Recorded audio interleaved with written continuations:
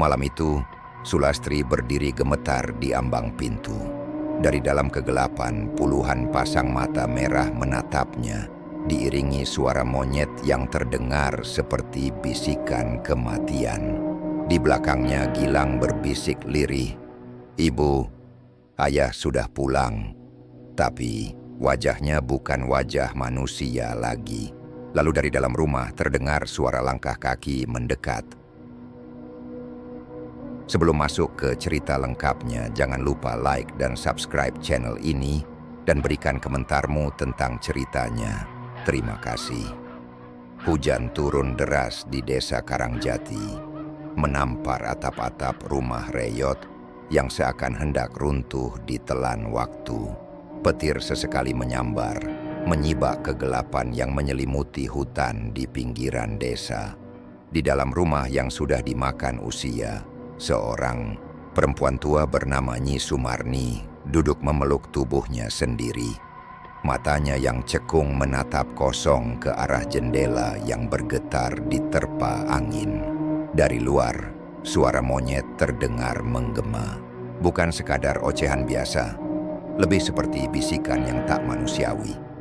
Sejak beberapa hari terakhir, gerombolan monyet liar itu semakin sering berkeliaran di sekitar rumah. Mereka hanya diam, mengawasi dengan tatapan kosong yang menusuk ke dalam jiwa. Nyi Sumarni menggigit bibirnya, lalu menoleh ke sudut ruangan. Di sana, dupa yang baru saja ia nyalakan mulai mengeluarkan asap tipis.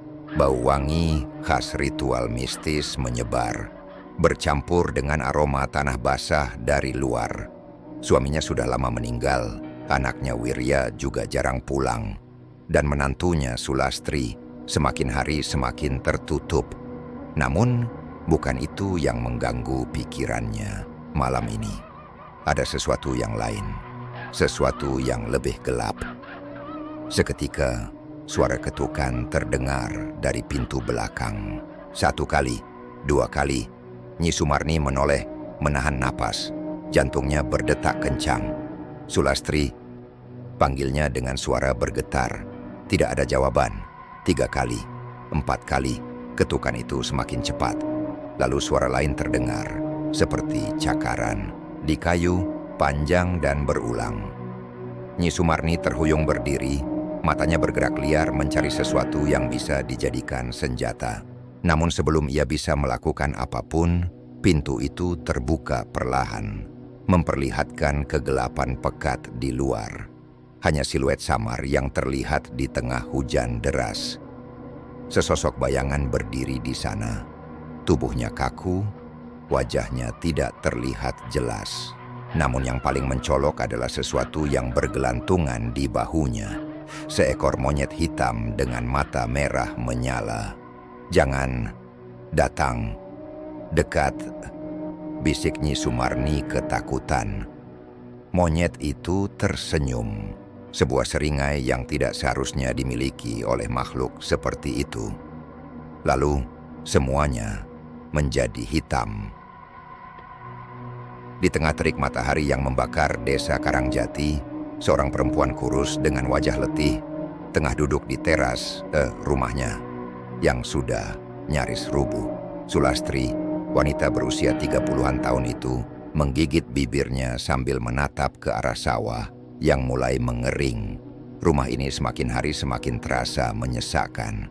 Dulu, ia masih memiliki harapan, percaya bahwa hidupnya bisa lebih baik. Tapi setelah Wirya, suaminya, memutuskan pergi meninggalkan desa demi mencari nafkah di kota, segalanya berubah. Sekarang ia hanya tinggal bersama anak semata wayangnya, Gilang, bocah berusia 7 tahun yang belum cukup mengerti tentang penderitaan yang mereka alami. "Ibu, aku lapar," suara kecil Gilang membuyarkan lamunannya. Sulastri menarik napas dalam-dalam dan memaksakan senyum. "Tunggu sebentar, Nak. Ibu akan cari sesuatu untuk dimasak." Namun ia tahu tidak ada apapun di dapur. Hanya beberapa butir beras yang tersisa. Uang pun tak ada. Utang semakin menumpuk, dan bantuan dari tetangga semakin jarang datang. Di sudut rumah, Nyi Sumarni hanya diam. Perempuan tua itu tampak semakin pucat sejak beberapa hari terakhir. Tatapannya kosong, dan ia lebih banyak mengurung diri di dalam kamar. Saat malam tiba, suara monyet mulai terdengar lagi. Kali ini lebih banyak, lebih dekat. Gilang menggenggam tangan ibunya erat. "Ibu, kenapa monyet-monyet itu selalu datang ke rumah kita?" Sulastri tidak tahu jawabannya, tapi jauh di dalam hatinya, ia merasa ada sesuatu yang salah. Sangat salah. Malam itu, hujan turun lagi. Sulastri terbangun dari tidurnya saat merasakan angin dingin menyusup dari celah dinding bambu yang mulai rapuh. Ia menoleh ke samping. Gilang masih tertidur lelap. Nafasnya teratur. Namun, saat ia hendak kembali memejamkan mata, sebuah suara aneh terdengar dari arah kamar Nyi Sumarni. Suara bisikan. Sulastri menelan ludah. Dengan hati-hati, ia bangkit dan berjalan perlahan menuju kamar ibu mertuanya. Tangan gemetar, ia mengetuk pintu. "Ibu, kau baik-baik saja?" Tidak ada jawaban. Pelan-pelan, ia mendorong pintu hingga terbuka. Namun yang ia lihat membuat darahnya berdesir kencang. Nyi Sumarni berdiri membelakangi pintu. Tubuhnya gemetar, dan di hadapannya di atas ranjang yang sudah usang, duduk seekor monyet hitam dengan mata merah menyala. Monyet itu tersenyum. Sulastri hendak berteriak, tetapi tiba-tiba lampu minyak padam, dan ruangan itu tenggelam dalam kegelapan. Lalu terdengar jeritan yang mengiris malam. Sulastri berdiri kaku di ambang pintu kamar Nyi Sumarni. Tubuhnya membeku, tak mampu bergerak. Matanya menatap kosong ke arah tempat tidur yang kini kosong. Nyi Sumarni sudah tidak ada. Di mana perempuan tua itu? Yang tersisa di ruangan itu hanyalah bau anyir yang menguar dari tikar tua. Sulastri bisa merasakan bulu kuduknya berdiri. Perlahan, ia melangkah masuk. Matanya bergerak liar mencari sesuatu yang bisa menjelaskan kepergian ibu mertuanya. Namun sebelum ia sempat melakukan apapun, sebuah suara aneh terdengar dari bawah ranjang. Suara sesuatu yang menggeram pelan. Sulastri menahan napas. Dengan tangan gemetar, ia berjongkok dan mengintip ke bawah ranjang. Dua pasang mata merah menyala menatap balik ke arahnya. Jantung Sulastri hampir copot. Ia jatuh terduduk, lalu dengan panik berlari keluar kamar. Nafasnya tersengal saat ia tiba di ruang tengah, dan saat itu juga terdengar suara langkah kecil berlari dari luar rumah. "Gilang, ibu, nenek, ada di luar." Suara anaknya terdengar panik dari halaman. Tanpa pikir panjang, Sulastri menerobos keluar. Tubuhnya hampir terpeleset karena tanah basah akibat hujan yang baru saja reda.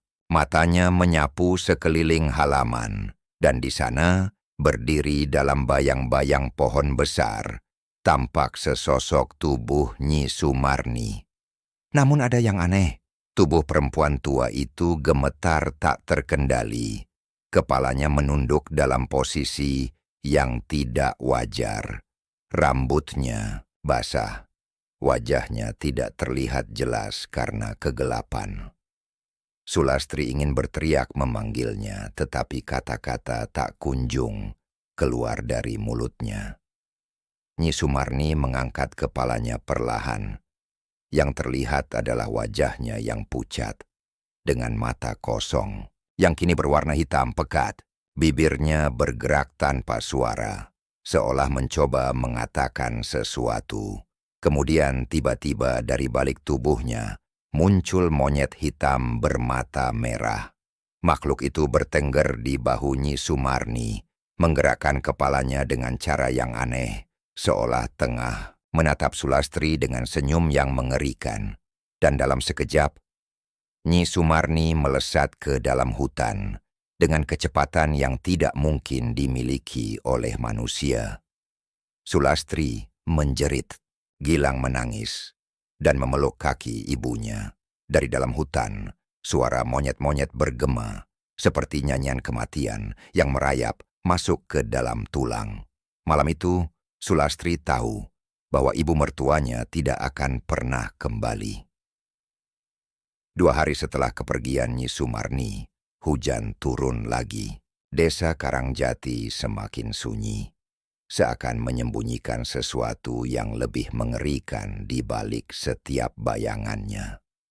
Sulastri duduk di depan rumah, memeluk lututnya. Warga desa hanya memberi tatapan iba, tetapi tak ada yang benar-benar membantu. Semua orang di desa ini seakan menutup mata terhadap apa yang sedang terjadi. Namun malam itu, di tengah suara hujan yang terus mengguyur, terdengar suara langkah kaki mendekat. Seseorang berdiri di depan pintu rumah. Sulastri terkejut saat melihat wajah yang familiar. Wirya Daum, suaminya kembali. Tetapi ada sesuatu yang aneh dengannya. Ia berdiri diam di ambang pintu, tubuhnya lebih kurus dari sebelumnya, tetapi tatapan matanya berbeda. Ada sesuatu yang berubah. Ia membawa sebuah karung besar di pundaknya. "Aku pulang," katanya dengan suara pelan, nyaris tak terdengar. Sulastri menatap suaminya dengan kebingungan, tetapi juga dengan kelegaan. Ia segera meraih tangan Wirya dan menariknya masuk. "Kau dari mana saja? Ibu hilang. Ada yang tidak beres di desa ini." Sulastri berbicara terburu-buru. Wirya hanya diam. Ia menaruh karung besarnya di lantai, lalu duduk tanpa ekspresi. "Aku tahu," katanya akhirnya. "Aku tahu semua yang terjadi." Sulastri menelan ludah. Ada sesuatu dalam nada suaminya yang membuatnya merinding. "Apa maksudmu?" tanyanya pelan. Wirya mengangkat kepalanya, lalu menatap langsung ke mata istrinya. "Aku membawa sesuatu dari kota, sesuatu yang bisa mengubah hidup kita," katanya. Sulastri menatap karung yang tergeletak di lantai. Ada sesuatu di dalamnya, sesuatu yang berat. Dan dari dalam karung itu terdengar suara gerakan halus, seolah ada sesuatu yang masih hidup di dalamnya. Sulastri merasa ada sesuatu yang mengintai mereka di malam itu. Sesuatu yang lebih besar dari yang pernah ia bayangkan.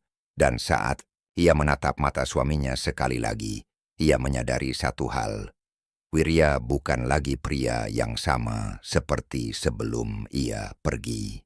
Malam itu, Sulastri tidak bisa tidur. Ia terus memikirkan Nyi Sumarni yang hilang, suara monyet-monyet yang terus bergema di luar, dan karung misterius yang dibawa suaminya.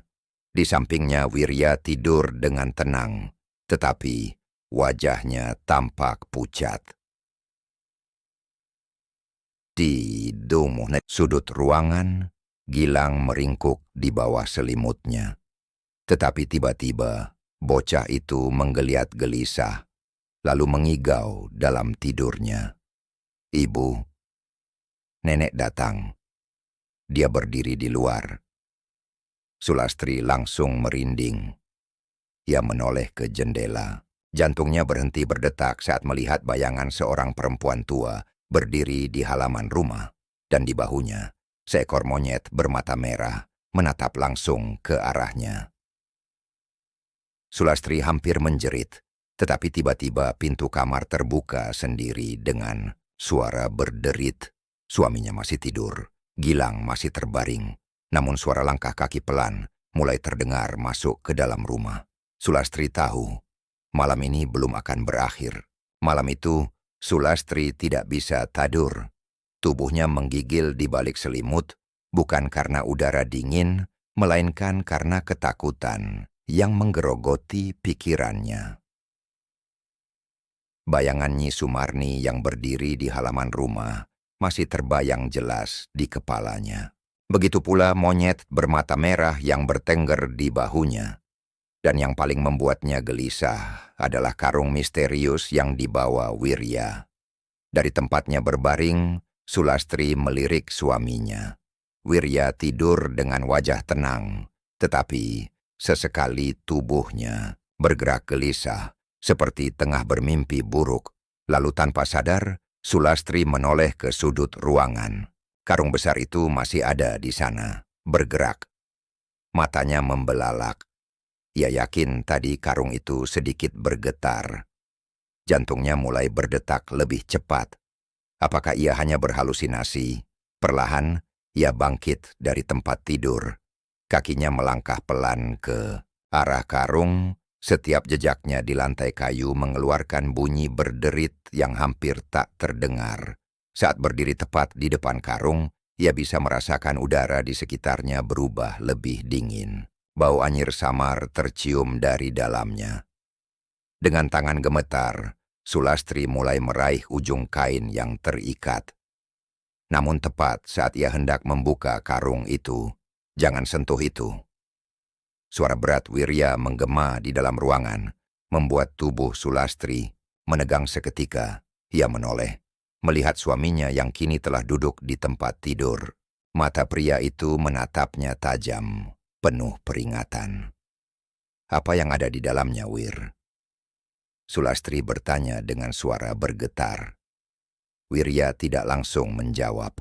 Ia menarik napas panjang sebelum akhirnya berkata, "Ini untuk kita. Ini akan membuat hidup kita lebih baik." Sulastri merasakan bulu kuduknya meremang. "Apa maksudmu?" Wirya menatap istrinya dalam-dalam, lalu akhirnya berkata, pelan, "Aku akan ceritakan semuanya besok. Tapi untuk malam ini, jangan buka karung itu, apapun yang terjadi." Suara pria itu terdengar dingin dan penuh perintah. Sulastri ingin membantah, tetapi sesuatu dalam tatapan suaminya membuatnya menelan kembali kata-katanya. Dengan perasaan tidak tenang, ia kembali ke tempat tidur. Namun sepanjang malam, ia tetap terjaga, menatap karung misterius itu dengan penuh rasa waspada. Dan di luar rumah, suara monyet-monyet terus menggema, seolah mereka sedang menertawakan sesuatu. Keesokan paginya, Wirya menghilang sebelum matahari terbit. Ia tidak mengatakan kemana ia pergi, hanya meninggalkan pesan bahwa ia akan kembali sebelum malam tiba. Sulastri mulai merasa ada sesuatu yang benar-benar tidak beres. Dengan perasaan gelisah, ia memutuskan untuk pergi menemui Pak Darmo, orang tertua di desa yang dikenal sebagai penjaga cerita-cerita lama. Jika ada seseorang yang tahu tentang monyet-monyet aneh dan kejadian yang menimpa keluarganya, itu pasti Pak Darmo. Saat Sulastri tiba di rumahnya, lelaki tua itu sedang duduk di serambi, menatap hutan dengan pandangan kosong. "Kau datang menanyakan sesuatu yang seharusnya tidak kau ketahui, bukan?" Pak Darmo berkata tanpa menoleh. Sulastri merinding.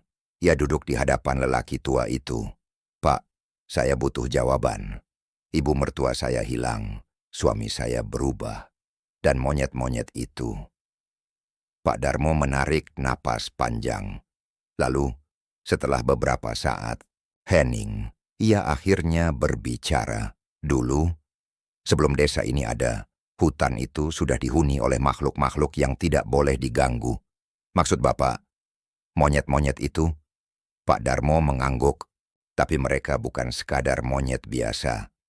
Mereka adalah penjaga sesuatu yang lebih tua, lebih kelam. Dahulu, ada seorang pria dari desa ini yang berani mengganggu mereka. Ia mencuri sesuatu dari mereka, dan sejak saat itu, kutukan mulai menyebar." Sulastri merasa darahnya membeku. "Kutukan?" Pak Darmo menatapnya tajam. "Orang yang mengambil sesuatu dari hutan itu, hidupnya akan berubah. Awalnya mereka akan kaya mendadak, tetapi pada akhirnya mereka akan kehilangan lebih dari yang mereka dapatkan. Keluarga mereka akan hancur, dan monyet-monyet itu akan datang untuk mengambil apa yang menjadi milik mereka." Sulastri terdiam. Ia mulai mengerti. Wirya telah mengambil sesuatu dari hutan. Dan sekarang, keluarganya sedang diincar. Saat Sulastri kembali ke rumah, matahari hampir tenggelam. Ia membuka pintu dengan perasaan tidak tenang. Suasana di dalam rumah terasa lebih dingin dari biasanya.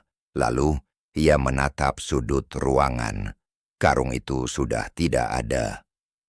Sulastri merasakan dadanya mencelos. Tiba-tiba, terdengar suara cakaran di dinding. Jantungnya berdegup kencang.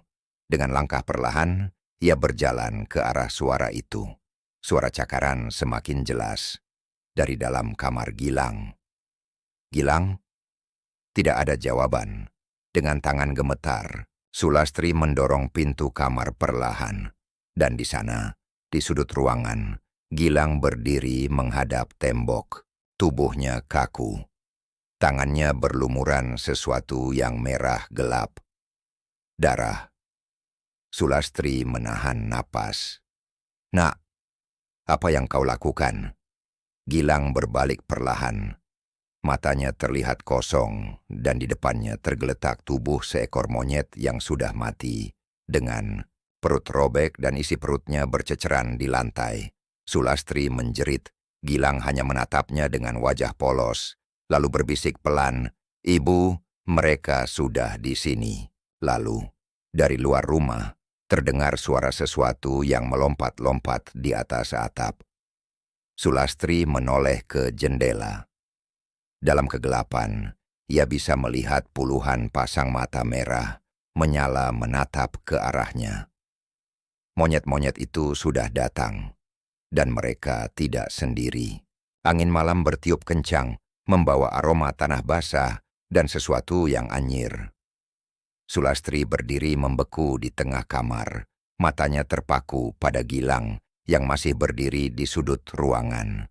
Tangan bocah itu berlumuran darah, sementara di lantai, tubuh seekor monyet mati dengan perut terburai tergeletak tanpa nyawa. Dan di luar sana, puluhan pasang mata merah mengintai dari dalam kegelapan. Monyet-monyet itu sudah datang. Suara cakaran mulai terdengar dari atap, dari dinding, dari segala penjuru rumah. Sulastri mundur dengan napas tersengal. "Gilang, ayo kita keluar dari sini." Bocah itu tidak bergerak. Ia hanya menatap ibunya dengan ekspresi kosong, seolah jiwanya tidak sepenuhnya berada di dalam tubuhnya. Lalu, tiba-tiba, dari luar rumah terdengar suara teriakan seseorang. "Sulastri, Gilang, keluar sekarang." Sulastri terkejut. Itu suara apa? Darmo. Dengan panik, ia meraih tangan Gilang dan menariknya keluar dari kamar. Namun, saat mereka melangkah ke ruang tengah, sesuatu membuatnya berhenti. Karung yang tadi hilang kini tergeletak di depan pintu, dan dari dalamnya terdengar suara sesuatu yang bergerak, seperti sesuatu yang masih hidup. Sulastri menelan ludah, lalu berlari menerobos pintu depan. Di luar, Pak Darmo berdiri dengan wajah panik, tangannya menggenggam sebilah parang yang berkilat di bawah cahaya bulan. "Pergi dari sini, mereka akan mengambilnya malam ini." Sulastri menggeleng, bingung. "Mengambil siapa?" "Pak, saya tidak mengerti." Pak Darmo tidak menjawab. Ia hanya menoleh ke belakang Sulastri, ke arah rumahnya. Sulastri ikut menoleh, dan saat itu juga jantungnya hampir berhenti berdetak. Di depan pintu rumah, sesosok makhluk berdiri tegak. Sosok itu masih menyerupai manusia, tetapi wajahnya sudah bukan lagi milik Wirya. Tubuh Wirya berdiri kaku di ambang pintu. Tubuhnya lebih kurus, lebih pucat, seolah dagingnya mulai mengering. Matanya hitam pekat, tanpa cahaya kehidupan. Dan di atas bahunya seekor monyet bermata merah menatap Sulastri dengan seringai mengerikan. "Aku sudah memperingatkanmu, Sul." Suara Wirya terdengar serak, seperti suara seseorang yang tenggorokannya dipenuhi pasir. Kau tidak seharusnya mencari tahu. Sulastri merasakan lututnya melemas. Apa yang terjadi padamu, Wirya? Suaranya hampir tidak terdengar. Wirya tertawa kecil, tetapi tidak ada kehangatan dalam tawanya. Ia melangkah perlahan, semakin mendekat ke arah Sulastri dan Pak Darmo. Aku ingin memberimu kehidupan yang lebih baik. Aku sudah membuat kesepakatan. Pak Darmo mengangkat parangnya dengan gemetar. Kau bodoh, Wirya. Kau tidak tahu apa yang sudah kau lakukan. Wirya menoleh ke arah lelaki tua itu. Tentu saja aku tahu. Aku sudah melihat apa yang terjadi pada orang-orang sebelumku. Orang-orang yang berani mengambil sesuatu dari mereka. Ia tersenyum, tetapi senyumnya tidak manusiawi. Dan aku juga tahu bagaimana mereka akhirnya membayarnya. Sekonyong-konyong, terdengar suara gemuruh dari dalam rumah. Sulastri menoleh, dan pintu rumahnya tiba-tiba terbuka lebar, memperlihatkan sesuatu yang mengerikan. Lantai dan dinding dipenuhi monyet-monyet hitam. Tetapi bukan hanya itu. Di antara mereka, sesuatu yang lebih besar mulai merangkak keluar. Sebuah sosok yang lebih tinggi, lebih kelam. Dua mata merah menyala muncul dalam kegelapan. Dan saat sosok itu keluar sepenuhnya, Sulastri tidak bisa lagi menahan jeritannya. Itu bukan monyet biasa. Itu sesuatu yang jauh lebih tua. Makhluk itu lebih besar dari manusia biasa, dengan tangan panjang dan kuku tajam yang berkilat di bawah cahaya bulan. Tubuhnya tertutup bulu hitam, legam, dan wajahnya bukan wajah binatang. Itu wajah seorang manusia yang sudah membusuh. Pak Darmo mundur dengan napas tersengal. Ini sudah terlambat. Wirya tersenyum. Tidak, ini baru saja dimulai. Tiba-tiba, makhluk itu bergerak. Dengan kecepatan yang tidak wajar, ia melesat ke arah Pak Darmo dan mencengkeram leher lelaki tua itu dengan kuku panjangnya. Krak! Suara tulang patah terdengar jelas saat tubuh Pak Darmo terangkat ke udara. Matanya membelalak sebelum akhirnya kepalanya terpelintir dengan cara yang tidak manusiawi.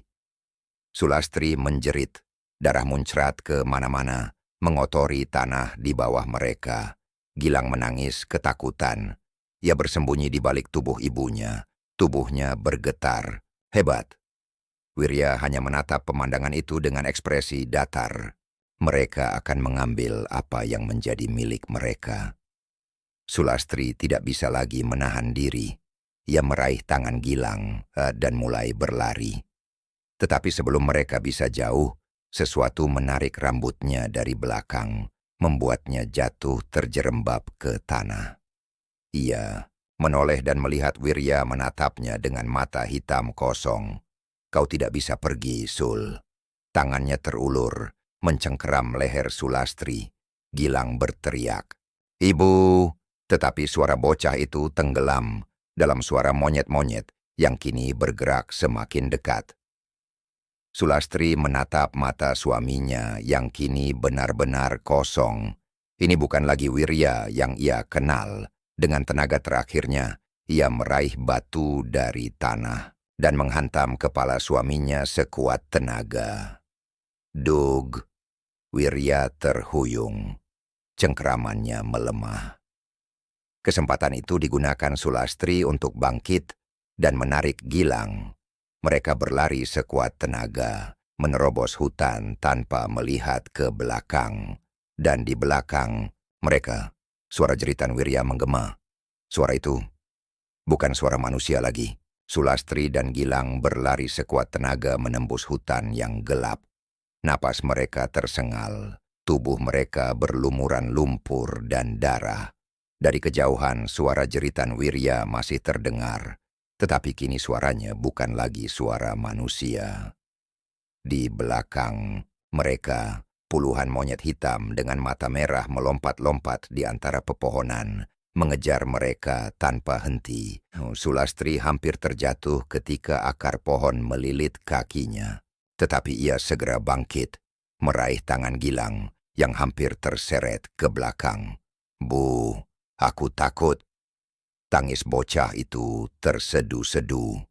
"Jangan lihat ke belakang, nak. Kita hampir sampai." Tetapi, sampai ke mana? Sulastri tidak tahu. Yang ia tahu hanyalah mereka harus terus berlari. Lalu tiba-tiba, suara monyet-monyet itu berhenti. Hening. Sulastri menahan napas. Mereka tiba di sebuah tanah lapang di tengah hutan. Sebuah tempat yang terasa sangat tua. Dan di hadapan mereka berdiri sebuah batu besar yang dipenuhi ukiran kuno. "Apa ini?" Sulastri mundur selangkah, tetapi Gilang justru melangkah mendekat. Mata bocah itu menatap batu tersebut dengan ekspresi kosong. Lalu terdengar suara berbisik, "Akhirnya kau kembali." Sulastri membeku. Dari dalam bayangan pepohonan, sosok itu muncul. Makhluk besar berbulu hitam dengan wajah manusia yang sudah membusuk. Itu bukan hanya sekadar makhluk. Itu adalah penjaga kutukan, Wirya. Makhluk itu tertawa kecil, tetapi suaranya bercampur dengan suara jeritan, seolah ada dua suara yang berbicara sekaligus. "Wirya sudah tidak ada. Dia telah menjadi bagian dari kami." Lalu, dari dalam bayangan, tubuh Wirya yang setengah membusuk merangkak keluar dari kegelapan. Sulastri ingin menjerit, matanya kosong, tubuhnya kurus dan kering, seperti mayat yang sudah lama mati. Tetapi ia masih hidup, dan yang lebih mengerikan, di bahunya seekor monyet hitam bertengger, menancapkan kukunya ke dalam dagingnya. Wirya menatap Sulastri dengan seringai mengerikan. "Sul, aku sudah menemukan jalan kita menuju kekayaan." Sulastri mundur, menarik Gilang ke belakangnya. Makhluk besar itu melangkah mendekat. Cakar-cakarnya menyeret tanah basah di bawahnya. "Kau tidak bisa lari lagi, Sulastri." Ia mengulurkan tangannya, dan di tengah telapak tangannya terdapat jantung hitam yang masih berdetak. "Ambillah dan kau akan memiliki segalanya." Sulastri merasakan tubuhnya bergetar. "Aku tidak menginginkan semua ini. Aku hanya ingin keluargaku kembali." Makhluk itu tertawa. Terlambat, kutukan sudah berjalan. Lalu ia menoleh ke arah Gilang. "Anakmu akan menjadi bagian dari kami. Seperti ayahnya, seperti mereka yang sebelumnya." Sulastri langsung berdiri tegak, menatap makhluk itu dengan penuh kebencian. "Jangan sentuh anakku." Tetapi sebelum ia bisa berbuat sesuatu, Wirya tiba-tiba melesat ke arahnya. Dengan kecepatan mengerikan, pria itu mencengkeram tangan Sulastri dan menahannya di atas tanah. "Ini untuk kebaikan kita, Sul," bisiknya. Gilang menjerit, mencoba menarik tubuh ayahnya. "Ayah, lepaskan ibu." Tetapi Wirya hanya tersenyum. Lalu dengan satu gerakan cepat, ia mengangkat tangan kanannya yang menggenggam belati hitam. Sulastri meronta, tetapi terlalu lemah dibandingkan kekuatan makhluk yang kini menguasai tubuh suaminya. Wirya mengangkat belati itu tinggi-tinggi dan menikam dirinya sendiri tepat di dada. Sulastri terkejut. Ia melihat mata Wirya yang tiba-tiba penuh kesadaran. "Lari, Sul." Suaranya melemah. "Jaga Gilang." Darah hitam muncrat dari mulutnya. Makhluk besar itu meraung marah. "Tidak, kau seharusnya menyerahkan mereka, bukan dirimu." Tetapi sudah terlambat. Dengan kekuatan terakhirnya, Wirya mencabut belati itu dan menusukkannya ke jantung makhluk penjaga kutukan. Terdengar suara jeritan yang begitu keras hingga mengguncang seluruh hutan. Makhluk itu mulai terbakar. Monyet-monyet di sekitarnya ikut menjerit. Tubuh mereka mengejang sebelum akhirnya ikut terbakar menjadi abu. Sulastri segera meraih tangan Gilang dan menariknya menjauh. Tubuh Wirya tersungkur ke tanah. Napasnya semakin melemah. Ia menoleh ke arah Sulastri, menatapnya dengan tatapan penuh penyesalan. "Maafkan aku," bisiknya. Lalu tubuhnya berubah menjadi abu, terbawa angin malam yang dingin. 2 bulan kemudian, desa Karangjati sudah tidak lagi sama. Hutan yang dulu dipenuhi suara monyet kini sunyi. Tidak ada seorang pun yang berani mendekatinya lagi. Di sebuah rumah kecil di desa tetangga, Sulastri duduk di teras, menatap senja yang mulai memudar. Di sampingnya Gilang tertidur lelap di pangkuannya. Hidup mereka tidak lagi sama, tetapi setidaknya mereka selamat. Angin berembus pelan, membawa aroma tanah basah setelah hujan, dan di kejauhan terdengar suara samar. Suara tawa monyet. Sulastri menatap ke arah hutan di kejauhan. Matanya penuh ketakutan. Apakah ini benar-benar sudah berakhir? Atau kutukan itu masih mengintai mereka?